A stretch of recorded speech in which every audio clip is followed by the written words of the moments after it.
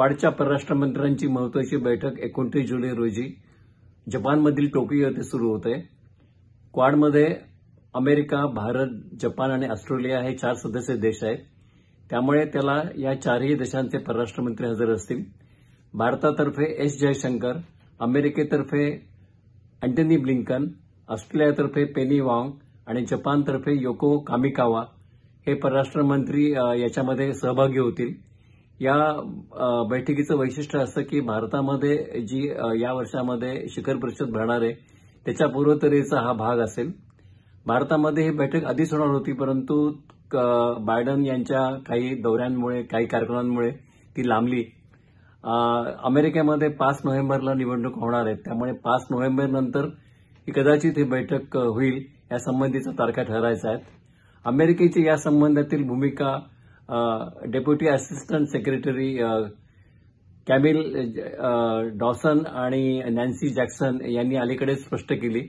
Indo Pacific हा एक मुक्त, खुला आणि एक भरभराटीचा असा एक भाग व्हावा अशी अमेरिकेची इच्छा आहे आणि या संघटनेचं देखील तेच काम आहे.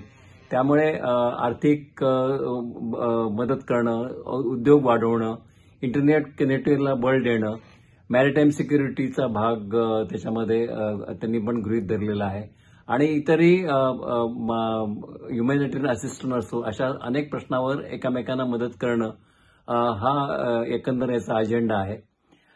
खरं म्हणजे इंडो पॅसिफिक रिजन हा एक खूप महत्वाचा भाग आहे जगाच्या आणि अमेरिकेच्या दृष्टीने.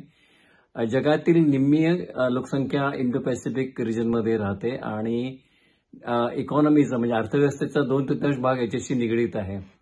40 देश या क्षेत्रामध्ये येतात आणि इतकंच नव्हे तर 7 महत्वाच्या देशांच्या मिलिटरीज इथे उपस्थित आहेत.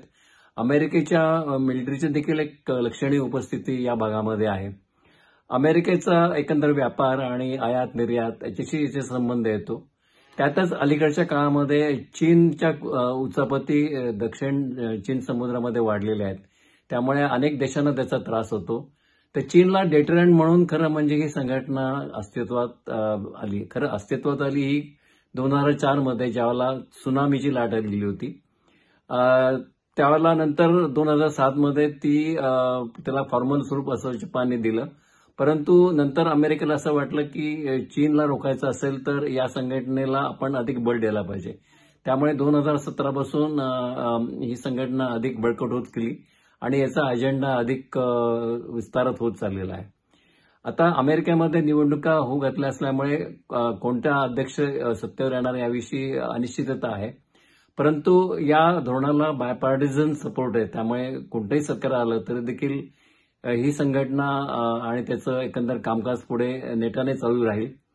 जोपर्यंत चीनचं टेन्शन जगामध्ये आहे तोपर्यंत या क्वाडचा जो अजेंडा आहे तो विस्तारात जाणार हे मात्र नक्की. The Secretary looks forward to meeting Minister of External Affairs Jai Shankar in Tokyo with his other Quad colleagues, and we look forward to having India hosting the next Quad summit later this year.